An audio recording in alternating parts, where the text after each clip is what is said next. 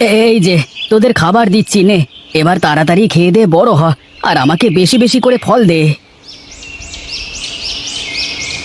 আহারে, তোর বুঝি খুব কষ্ট হচ্ছে তাই না? আমিও বুঝি। আজ আমার একটা হাত যদি এভাবে ভেঙে যেত তাহলে কি কষ্টই হতো আমার।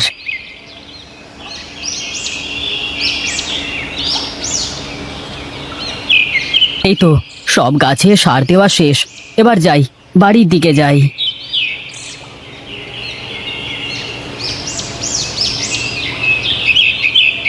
কিরে তিনু, কি সার দিলি জমিতে? দাদা, গাছে জোর পাচ্ছিল না, তাই ভাবলাম একটু জৈব সারই দিয়ে দিই। শুধু জৈব সারে কি আর ফলন হবে রে পাগল? এখন বাজারে কত রকম সার কীটনাশক আছে। তুমি তো জানো দাদা, ওসব প্রাণনাশী কীটনাশক আমি আমার জমিতে দেব না, তাতে যা হয় হবে। দেখ, তোর যা ইচ্ছে কর, আমার বলবার দরকার আমি বললাম, তোর শুনবার হলে শুনবি, না হলে শুনবি না। তা বটে, কিন্তু তুমি কোথায় চললে এই রোদের মধ্যে? কোথায় আর যাবো, দেখি জমিতে কলা গাছগুলোর কি অবস্থা। বেশ চলো, আমিও যাই, দেখে আসি তোমার কলা গাছের চেহারা কেমন হলো।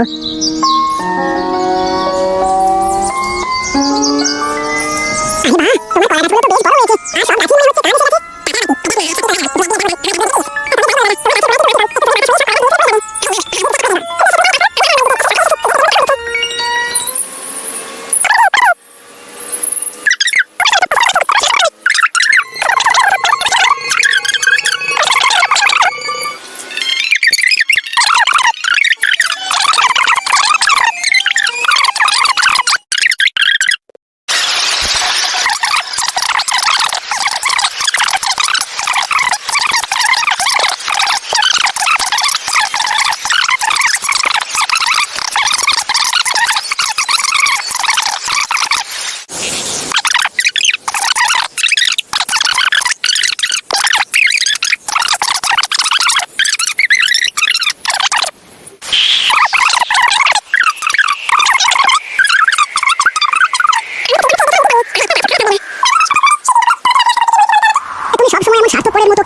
গিন্নি, তোমার ভেতরে কি মায়া দয়া কিছুই নেই নাকি?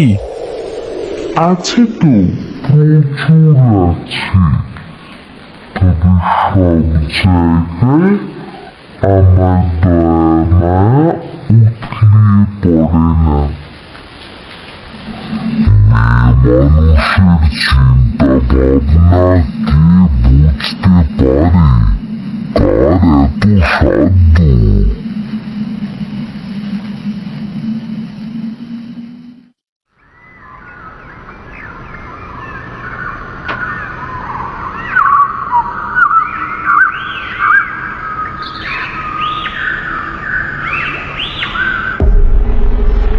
হায় হায় রে, এ আমার কি সর্বনাশ হলো!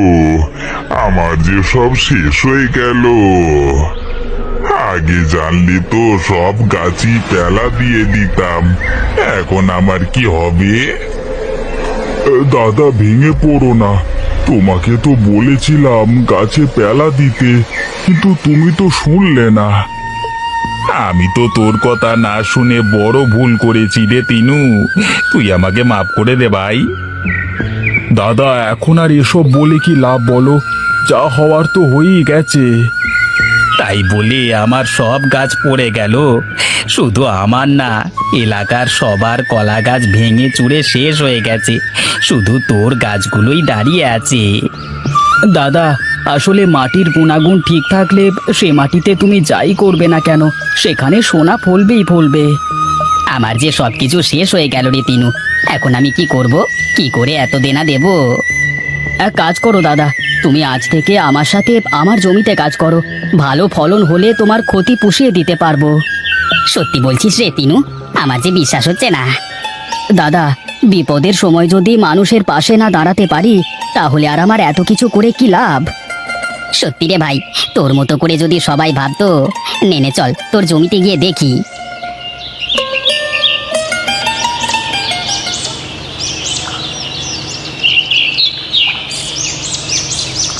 কই রে টিনু, বাড়িতে আছিস নাকি রে? আরে রামু কাকা, তুমি তা কি মনে করে আমার বাড়িতে আসলে? এসো এসো। বলছিলাম যে এলাকায় এবছর ঝড়ের ক্ষতি তো সব জানিস, কোথাও কারোর জমিতে একটা কলা গাছও আসতো নেই। হ্যাঁ জানি তো, মোদ্দা কথা কি তাই বলো দেখি। আমি বলছিলাম যে এবছর তোর সব কলা যদি আমাকে দিতিস তুই। আমাকে মাফ করবে কাকা, আমি তোমার কাছে আমার জমির কলা বিক্রি করতে পারবো না। কিন্তু কেন, আমি কি দোষ করলাম বাবা? কাকা বাবু, আপনি তো ফলের সাথে ফরমালিন মিশিয়ে বিক্রি করেন, তাই আপনার কাছে আমাদের জমির কলা বিক্রি করা যাবে না। দেখলি তিনু, তোর সামনে তোর গিন্নি আমার সাথে কেমন করে কথা বললো। গিন্নি তো ঠিকই বলেছে কাকা, তুমি বরং অন্য কোথাও দেখো। বড় ভুল করলি রে তিনু, এর মাসুল তোকে দিতেই হবে কিন্তু।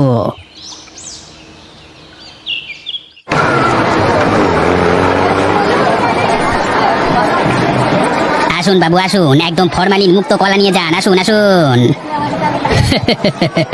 আমাকে আর বলতে হবে না নিধির বাবু, আমি সব জেনে শুনে এখানে এসেছি। আর আমাদের কোম্পানি মানুষের স্বাস্থ্যের কথা চিন্তা করে এসব ফরমালিন মুক্ত পণ্য কিনতে উৎসাহ দিতে থাকে। আপনি এসেছেন, আমি খুব খুশি হয়েছি। তিনুবাবু, আপনি আপনার জমির সব কলা আমাদের দিয়ে দেবেন। হ্যাঁ, এই নিন আপনার অ্যাডভান্স টাকা। শুনুন তিনুবাবু, এই কাগজে একটা স্বাক্ষর করুন। এখন থেকে প্রতি বছর আমাদের কোম্পানি আপনার নিকট থেকে সব ফরমালিন মুক্ত ফসল কিনবে। বেশ বেশ, এ তো খুবই ভালো কথা, তাড়াতাড়ি সই কর তিনু। এখন তাহলে আমি চলি তিনুবাবু, ভালো থাকবেন।